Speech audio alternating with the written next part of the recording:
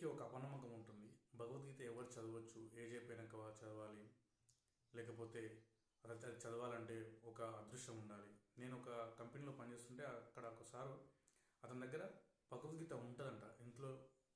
కాకపోతే అంటే అది చదవాలంటే ఒక అదృష్టం ఉండాలి అనే ఒక ఫాల్స్ ట్రాప్లో, ఒక మూఢనమ్మకంలో కానీ లేకపోతే ఒక అపనమ్మకంలో వాళ్ళు ఉన్నారు. సో భగవద్గీత ఎవరైనా చదవచ్చు, ఎప్పుడైనా చదవచ్చు. కాకపోతే ఏంటి అంటే భగవద్గీత చదవాలంటే మన మైండ్ కొంచెం పీస్ఫుల్గా, ఫ్రెష్గా పెట్టుకొని భగవద్గీత చదవాలంటే కొంచెం శుచి శుభ్రత పాటిస్తే బెటర్. కానీ లేవగానే చదవచ్చు.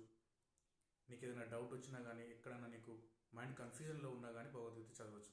ఎవరైనా చదవచ్చు, ఎప్పుడైనా చదవచ్చు, ఎలాగైనా చదవచ్చు.